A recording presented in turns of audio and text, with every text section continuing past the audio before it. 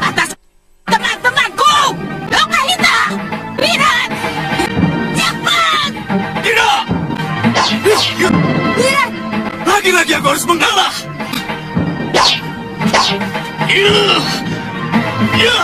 Lihat, akan kubikin perhitungan lagi pada kalian semua! Tidak usah, aku yakin mereka tidak akan berani lagi mengganggu Malwapati. Andrika, ternyata kalian mampu menagih hutang itu atas nyawa Buhu dan Ryu. Ingin rasanya saya membakar tubuh biung kita itu, Kakang, dan setimpal dengan perbuatannya. Jangan terlalu berlebihan, adikku. Biarkan dia menerima hukuman yang lebih berat dari sang pencipta hidup. Ternyata semua ilmu yang saya miliki selama ini belum ada apa-apanya dibanding kesaktian Angling Dharma. Tidak ada gunanya ilmu yang saya pelajari selama ini. Episode kali ini dilanjutkan dengan Sudawirat Lokahita dan Durgandini gurunya, yang pada saat itu telah berhasil melarikan diri dari gelanggang pertarungan di Malwapati. Sebab para anggota gengnya yang telah tewas semua dilibas oleh rombongan Prabu Angling Dharma. Sudawirat terlihat sangat putus asa dan begitu marah sekali, sebab Aji Halimun Rengkah Gunung yang dibangga-banggakan Durgandini tidak berguna untuk melawan Angling Dharma. Ditambah lagi keempat pendekar seniornya yang juga menjadi gurunya dan dianggap sakti itu malah tewas duluan. Mula-mula saya berpikir bahwa dengan ajian serta ilmu yang saya miliki, sayalah puncak dari kesaktian yang ada di muka bumi. Ternyata, ilmu yang dimiliki raja itu adalah langit. Tidak ada artinya, kan? Rengkah Gunung yang Nyai bangga-banggakan? Jangan berani-berani kau melecehkan aku, ya! Tanyakan pada semua pendekar yang ikut perang di Pura. Bagaimana si Angling Dharma aku bikin setengah mati, serta gurunya yang bernama Ampun Mahasura dan putrinya Galuh Parwati tewas di tangan Durgandini. Durgandini yang mendengar keluhan Sudawirat pun menjadi panas kupingnya, lantas di saat itu lagi-lagi ia kembali menceritakan ajian Rengkah Gunung miliknya itu yang pernah menewaskan Mahasura guru Angling Dharma. Dan juga Raja Malwapati yang hampir saja terbunuh oleh ajian andalannya kalau saja tidak diselamatkan Suliwa. Namun semua itu sebenarnya hanyalah kebetulan saja karena Angling Dharma tidak pernah mengetahui adanya ajian Rengkah Gunung tersebut. Sebab kesaktian Prabu Angling Dharma jauh lebih hebat dibanding Rengkah Gunung kebanggaannya itu.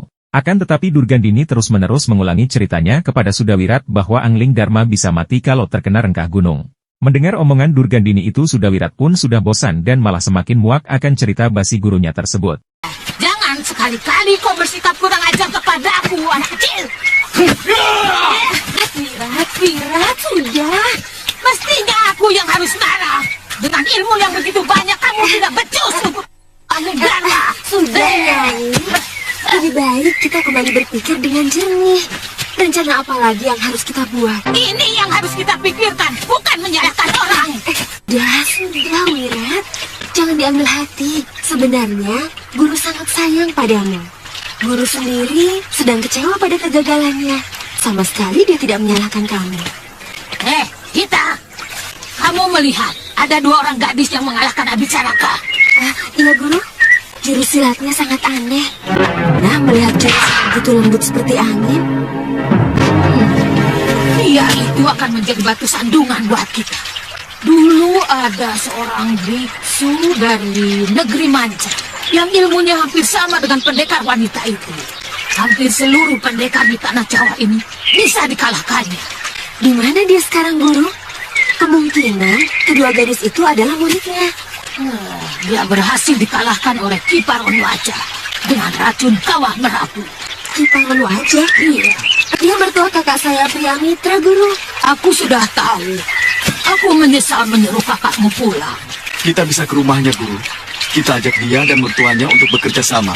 Akhirnya muncul kembali rencana busuk si nenek sesat Durgandini yang tidak punya rasa jera sedikit pun. Bersama kedua muridnya tersebut, ia pun memutuskan untuk segera bergegas pergi ke perguruan Gunung Kencana, guna meminta Paron Wajah agar mengajarkan ilmu meracik racun kawah Merapi yang terkenal sangat ganas. Meskipun Durgandini di saat itu agak ragu untuk ke sana, Sebab ia menyadari bahwa dirinya dan Paronwaja tidak pernah sejalan untuk menjadi sekutu. Namun Durgandini pun akan mencoba, dan berpikir bahwa adanya Lokahita adik kandung Priamitra yang menjadi menantu Paronwaja itu akan bisa diterima dengan baik kedatangannya tersebut. Sementara itu di perguruan Gunung Kencana kita diperlihatkan Priamitra bersama Padmasari istrinya, ternyata mereka juga tengah membahas Sudawirat sebab banyak pendekar-pendekar sakti yang telah menurunkan ilmu padanya. Sudawirat itu anak yang paling beruntung di muka bumi ini. Kenapa, Kakang? Bayangkan, 4 pendekar sakti ingin menjadi gurunya. Oh, jadi Kakang menginginkan... Ya, sebenarnya saya ingin sesakti Sudawirat. Lantas di saat itu Priamitra pun juga menginginkan dirinya menjadi orang yang mahasakti seperti yang sedang digencatkan oleh Sudawirat saat ini. Menantu Ki Paronwaja itu tidak ingin ketinggalan ilmunya dan dianggap remeh suatu hari nanti. Lalu ia bersama istrinya pun memutuskan untuk pergi ke barat di negeri Pasundan mencari guru yang mahasakti guna menimba ilmu. Sementara Pawana anaknya yang masih kecil itu akan dititipkan ke Paronwaja kakeknya. Di sana ilmu kanuraganya terkena hebat. Tapi, bagaimana dengan anak kita Pawana, Kang?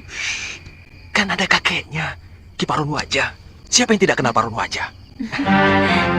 Kakang. Dan singkat cerita, di saat itulah mereka berdua pun memulai perjalanannya pergi berkelana menuju ujung kulon tanah Jawa. Saya dengar dari Bopo, ada seorang pendekar di lereng barat Gunung Ciremai yang memiliki ilmu rawa rontek. Ilmu itu memang benar-benar ada, Kang. Bopo pernah melihat sendiri, pendekar tanah Pasundan itu terpenggal kepalanya, lalu jatuh ke tanah dan terkena angin. Kepalanya menyatu lagi dan hidup kembali. Luar biasa kalau memang ilmu itu benar-benar ada. Kakang tahu siapa nama pendekarnya? Saya lupa namanya. Daruna. Ya, pokoknya ada Darunanya. Racun bumi adalah senjata andalanku. Kalau aku berikan kepadamu, lantas aku bisa apa? Kalau kamu tiba-tiba memusuhi aku. Ini bukan untukku, Paron. Untuk semut. Setelah kepergian Priamitra dan Padmasari ke ujung kulon, si nenek sesat Durgandini bersama kedua muridnya akhirnya telah tiba di perguruan Gunung Kencana. Di saat itu Durgandini langsung menjabarkan niatnya untuk meminta Paronwaja menurunkan ilmu racun kawah Merapi yang sangat berbahaya dan terkenal kejam kepada Sudawirat. Sebab teman-teman pendekar seangkatannya telah memberikan kesaktian ilmunya kepada Sudawirat, walaupun mereka semua telah tewas di Malwapati dan berharap Ki Paron mau menyumbangkan ilmunya itu. Lantas Durgandini juga menjelaskan maksud mengajak Paronwaja bergabung untuk menyerang Malwapati dan menciptakan jagoan yang mahasakti untuk menguasai jagat persilatan. Namun Ki Paronwaja menjawab dengan nada tinggi dan tegas menolak ajakan si nenek sesat tersebut. Karena baginya, tidak ada kaitannya padepokan Gunung Kencana dengan kerajaan Malwapati di samping ilmu racun yang sangat berbahaya itu, ia tidak ingin sampai disalahgunakan. Dengan jalan pikiran mereka yang sangat jauh berbeda. Akhirnya dengan keras Durgandini tetap memaksa dan timbullah keributan yang sangat sengit di sana. Cukup aku yang memiliki ilmu yang sangat kejam itu, dan akan kubawa mati. Kamu memang benar-benar jahanam, Paron. Utuh badak. Hajar dia, Guru, atau aku yang akan menghabisi dia. Kutu racun. Siapa yang berani menentang keinginanku, akan kuhabisi. Termasuk kau, Paron. Durgandini, sudah gila kamu. Ya, kutu badak.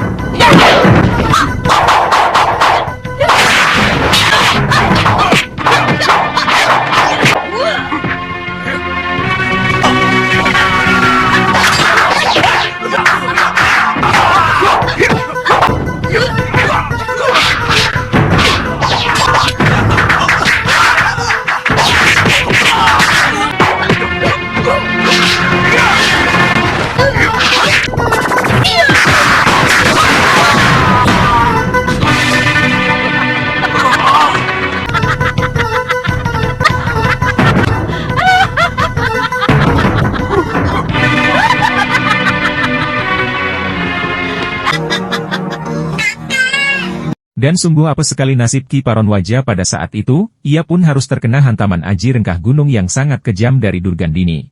Akhirnya Ki Paronwaja pun tewas, sedangkan putra Priamitra yang bernama Pawana yang tengah muncul di sana langsung diselamatkan dan dibawa kabur oleh sekelebatan bayangan yang begitu cepat.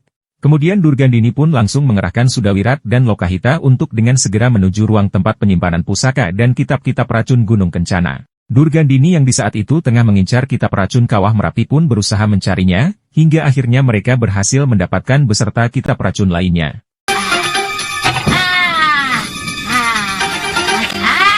Benar. Baca sudah berat.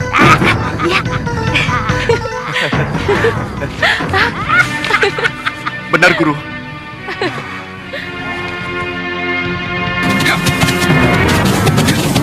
Tunggu, Liwa. Mestinya kita kejar terus Durgandini dan Sudawirat. Sebab kalau mereka sudah berhasil menyusun kekuatan baru, mereka akan kembali mengacau Malapati. Waktu itu saya ingin langsung mengejar mereka, Gusti Patih. Tapi Gusti Prabu melarang. Beliau memperkirakan bahwa Durgandini tidak akan berani lagi mengganggu Malapati. Sebab semua sekutunya sudah berhasil kita tewaskan. Sementara di sisi lain kita menuju pada Suliwa dan Patih Batik Madrim, yang mana dikala itu sedang memburu keberadaan Durgandini. Sebab sang Patih Malwapati itu masih merasa tidak tenang, jika Durgandini beserta Sudawirat kalau tidak segera ditumpas pasti mereka akan kembali menyerang dengan jiwa brutalnya. Suliwa yang pada saat itu juga menginginkan Durgandini harus dimusnahkan karena telah merenggut nyawa kekasih dan gurunya secara kejam. Berkali-kali mereka kami kalahkan. Tapi mereka selalu kembali dengan kekuatan yang semakin mengerikan, Dewa. Iya.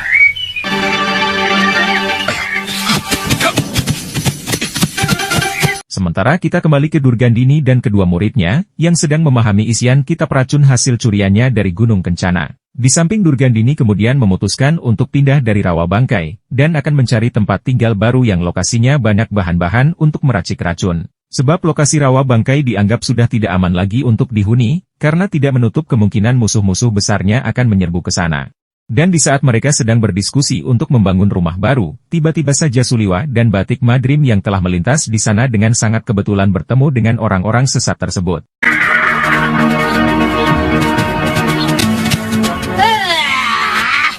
Lewat sini kalian rupanya.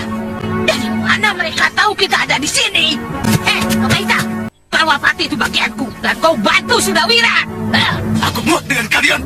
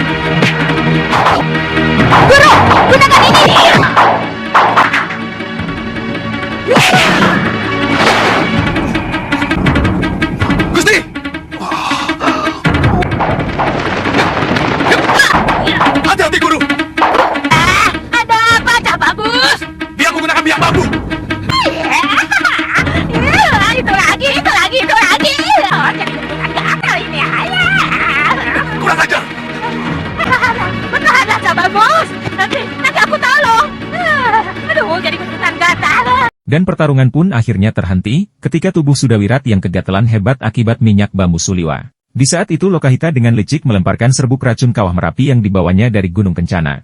Mata Batik Madrim pun seketika langsung kesakitan luar biasa, ketika Durgandini menyemburkan ke arah mukanya. Akhirnya orang-orang sesat tersebut memilih kabur dari sana, sebab Sudawirat tidak sanggup lagi menahan rasa gatal pada tubuhnya. Suliwa di saat itu pun langsung terkejut, melihat luka pada mata Batik Madrim yang ternyata Durgandini menyerangnya dengan racun kawah Merapi. Sontak Suliwa dengan segera menuntun Batik Madrim mencari sungai, untuk membersihkan matanya yang terkena racun ganas itu. Ayo Gusti, kita ke sungai. Kata Gusti, harus direndam dalam air.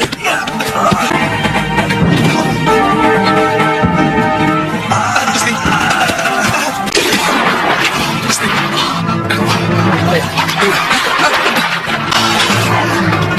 Gusti, saya akan mencari obat. Cepat ini.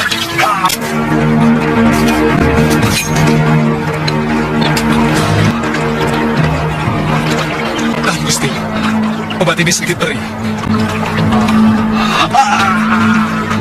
Gusti.